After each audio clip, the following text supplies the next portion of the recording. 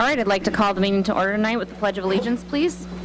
I pledge allegiance to the flag of the United States of America and to the republic for which it stands, one nation, under God, indivisible, with liberty and justice for all. Thank you, everyone, for coming. A roll call, Mr. Lombard. Ullum. Yes. Odie. Yep. Platt. Yep. Saxer. Yep. Schrader. Yes. All right, with that, that takes us next to approval of the agenda. Is there any questions? Anybody want anything moved, or are we okay the way it is? If we're okay, I'd entertain a motion to approve the agenda as presented tonight. So moved. Second. There's been a first and a second. All those in favor? Aye. Opposed? Motion passes. Thank you. I don't believe there are any conflict of interest disclosure waiver requests tonight, so that takes us to the regular meeting minutes from September 11th and September 25th. I would entertain a motion to approve those as presented tonight. Move to approve the September meeting minutes. Second. There's been a first and a second. All those in favor? Aye. Opposed? Motion passes. No community input. That takes us next to financial items, bills and claims. Mr. Lombard. Okay, fire any questions you have under the bills and claims that we presented to you. I didn't really have much to noted myself. On page 2, I had the Beckenhofer construction payment number 7 at $251,000. I think Superintendent Larson is going to give you a report on the budget versus actual on that project that we had, and I think that's all I had noted, unless you guys have some specific questions. Oh, I did have one more. Page 14, Sioux Falls School District. We pay the Career Academy for Career Academy slots. They're 40 slots a year. We spend $2,500 a slot, so this is the first half payment of $50,000. We'll have another half payment of $50,000 the second semester. I wanted to make you aware that we have 40 year-long slots there.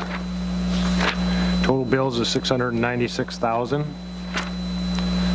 5,898 advance payments breakdown. Things that we paid in advance of your approval here at the board meeting. We had almost $40,000 of pay vouchers, substitute teaching, bus driving, and $130,000 of food service bills.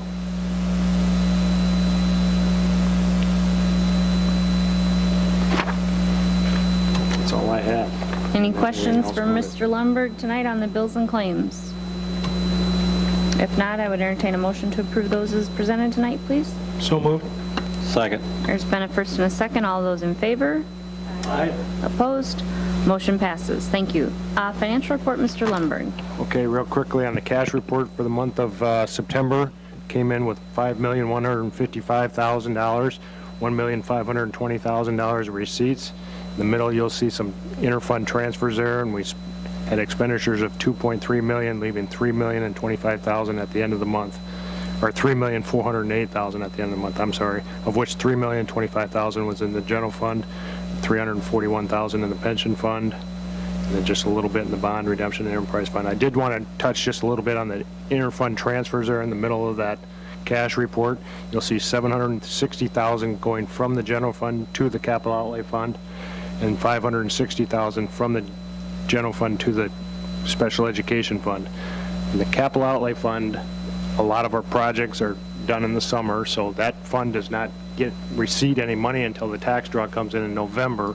So it's that is another reason we need to carry fund balance in the general fund to cash flow those other funds that, you know, we'll catch up. They're $1.3 million in the hole to the general fund, the capital outlay fund. It's just that we've had all the projects during the summer, we have to pay for them, and then when they start receiving their tax draws in November and December, it's the first half, so we'll be able to start paying that back.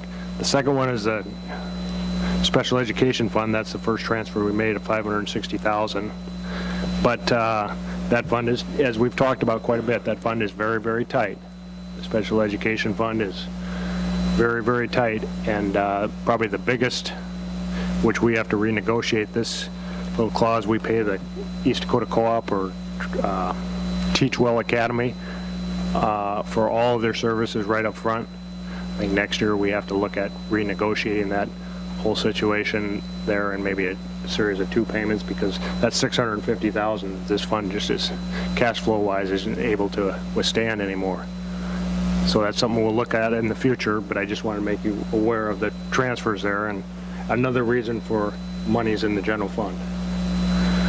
The $1,759,000 is itemized, of receipts are itemized in the next 2 pages. Then following that is a payroll report, $1,707,000. The typical payroll in the 17-18 school year will be about $1,750,000.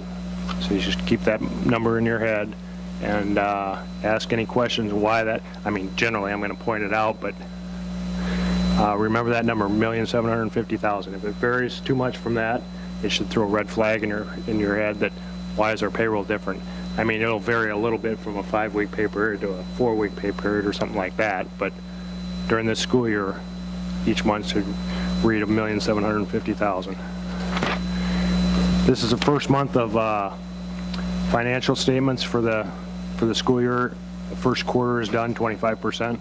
The expenditure report is basically not worth much more than the paper that you see it on or the screen that you see it on.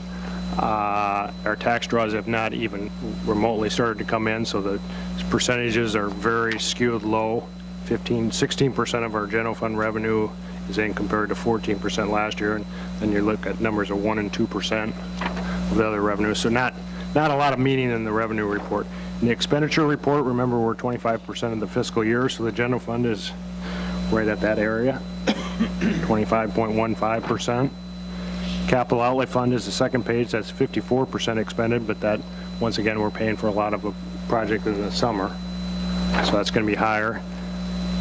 The special education fund is at 30% versus 19% last year. We didn't pay East Dakota Co-op until next month last year, so that's the 10% difference there, $650,000.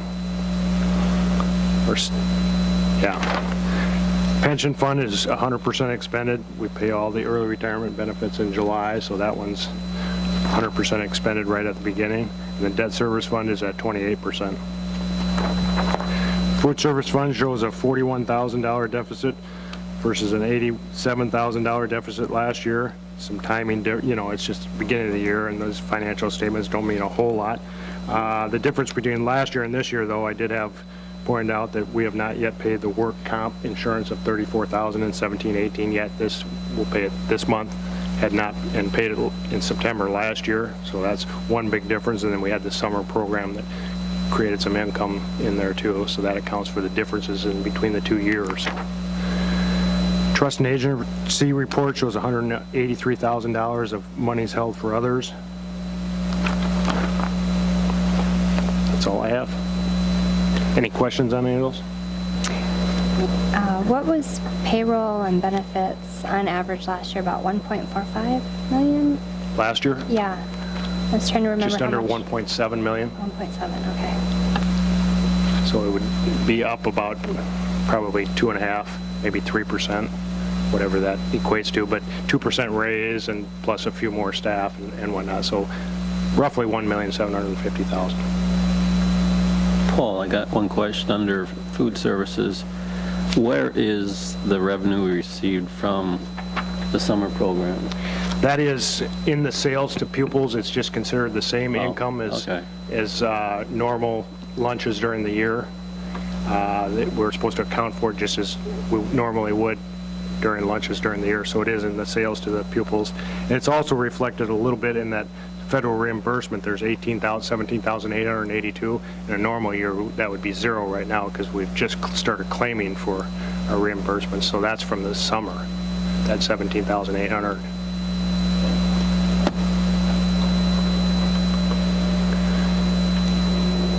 Anyone else? Any questions for Mr. Lundberg? Thank you very much, Mr. Lundberg. With that, I would entertain a motion to approve the financial report as presented tonight, please. Move to approve the financial report. Second. There's been a first and a second. All those in favor?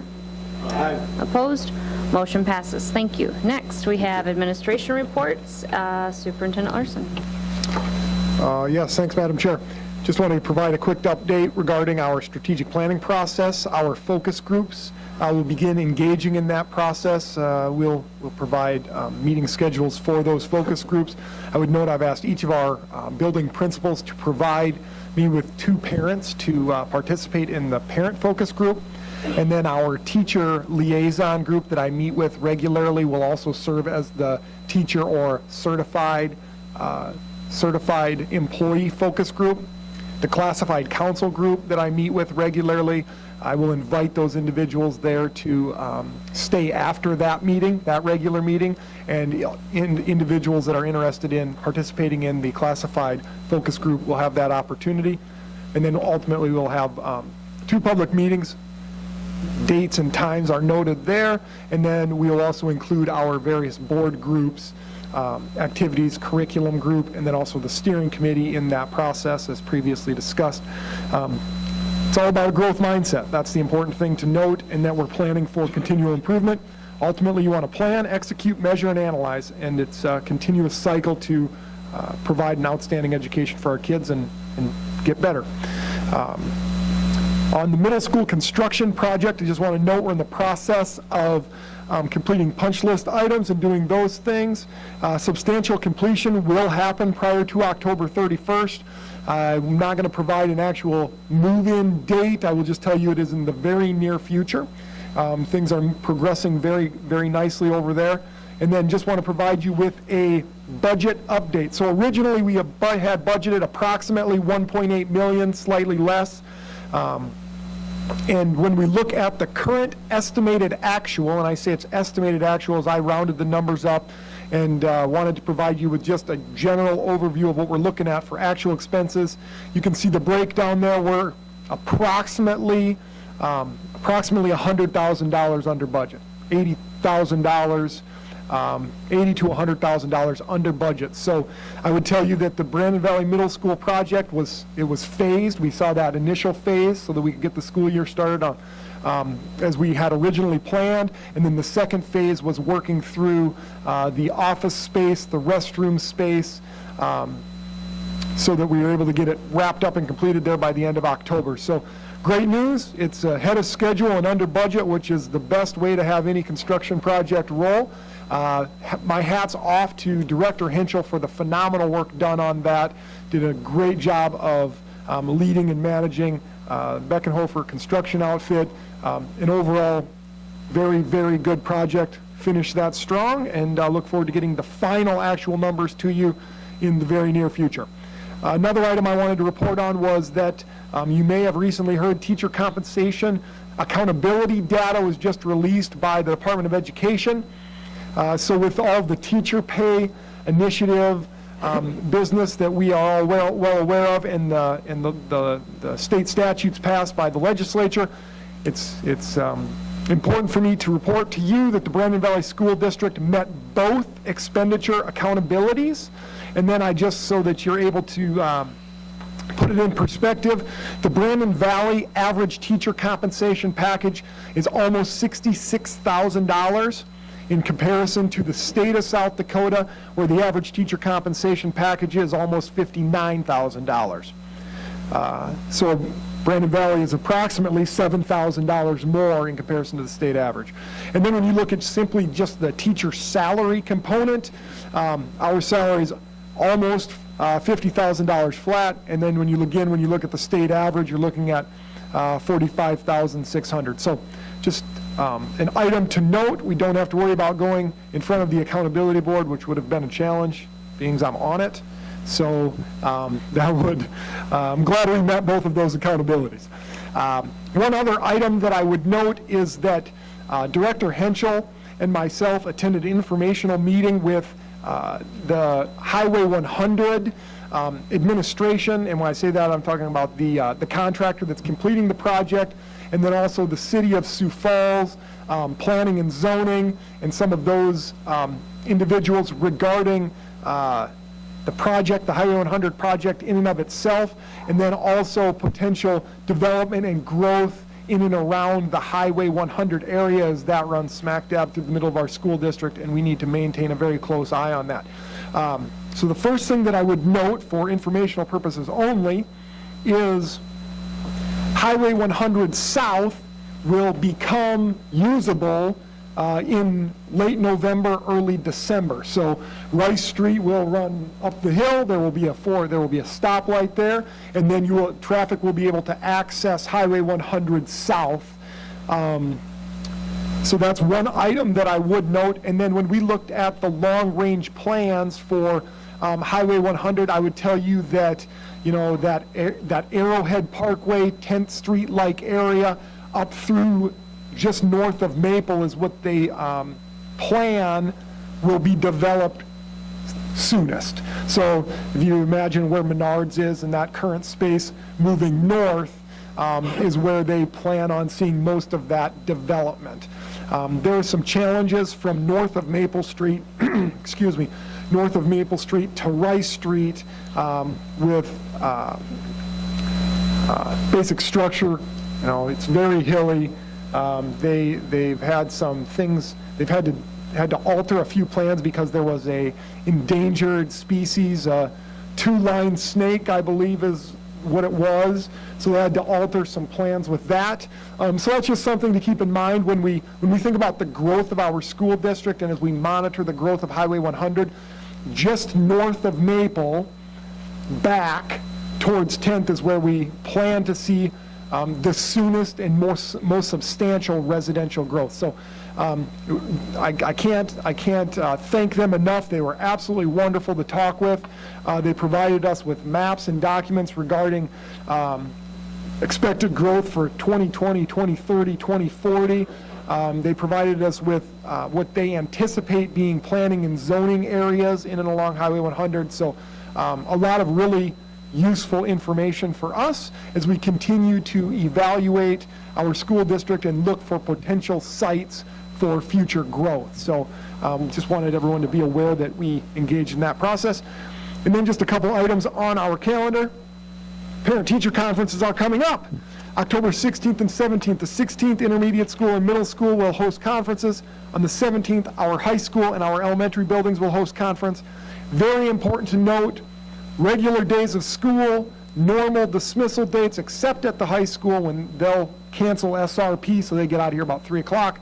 But regular bus routes, regular dismissal for all of those buildings for our patrons to know. And then lastly, no school October 20th, November 10th, or Wednesday, November 22nd through Friday, November 24th for Thanksgiving. So I would certainly entertain any questions you may have at this point. Just a question, Dr. Larson and maybe Mr. Lindberg. I'm excited to see that teacher comp accountability numbers. What's the difference from BV average teacher to the BV average comp? Is it correct to say that the bulk of that's the health insurance? Correct, yes. So when you're evaluating the compensation versus the salary, you're going to include health insurance, but then there's also a variety of other things included. I believe all of the components of compensation or benefits is defined by legislative audit. So whether it be health insurance, dental insurance, I think workman's comp is included in that. Then there's a variety of other things, but they standardized it to all school districts, and it's aligned with the Department of Legislative Audit and what they determine to be considered applicable benefits. But yes, majority of it, health insurance. I've got one question.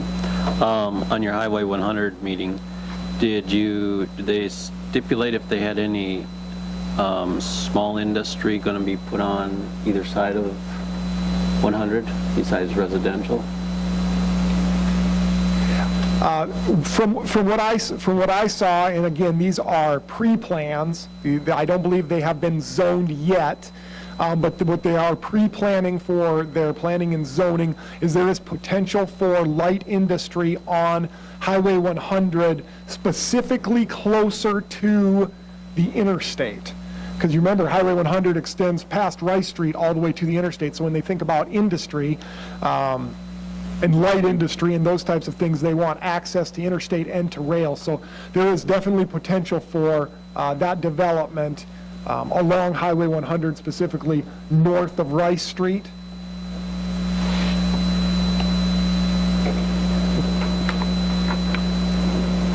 Any other questions for Superintendent Larson? I've got one more question that goes with the teacher compensation accountability numbers. Were the teachers, are they let known these figures so they know exactly how they look?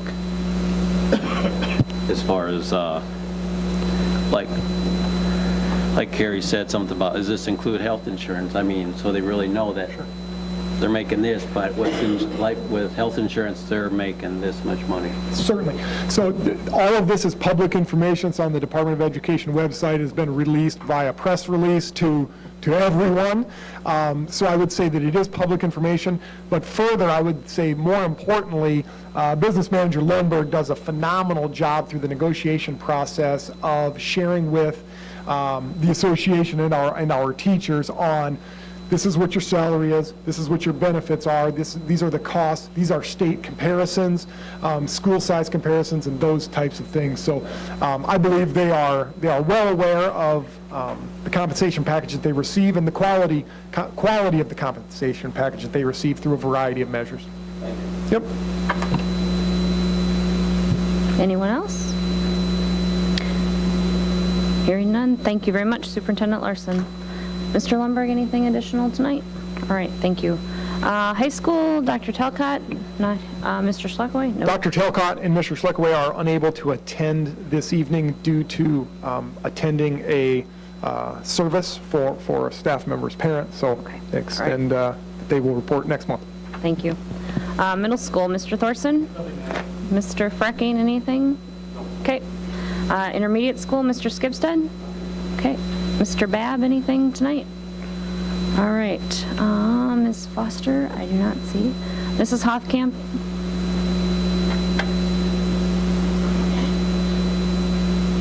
Good evening.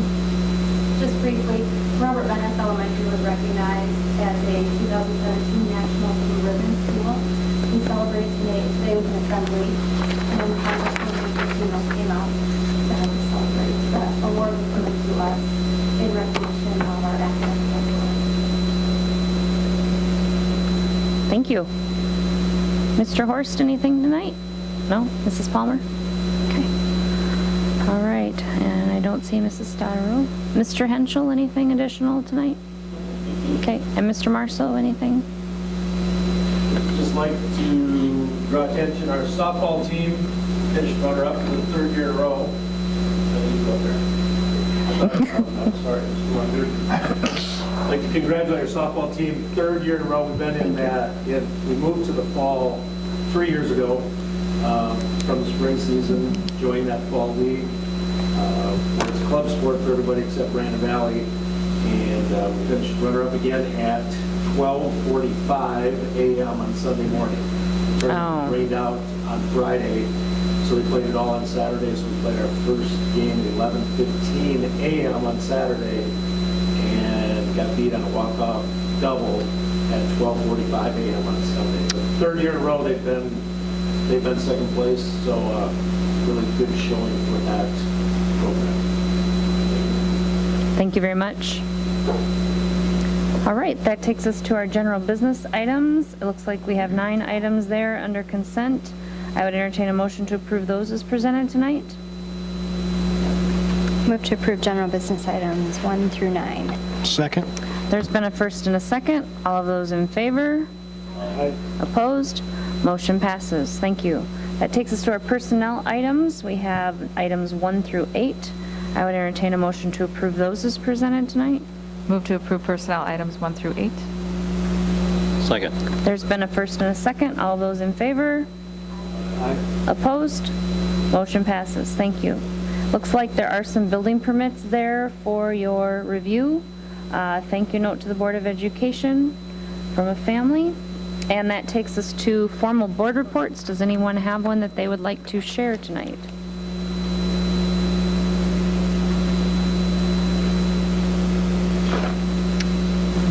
Hearing none. There's a couple travel reports there for your review. That looks like that takes us to the end of our regular agenda, and I would entertain a motion to adjourn. So moved. Second. It's been a first and a second. All those in favor? Opposed? Motion passes. Thank you.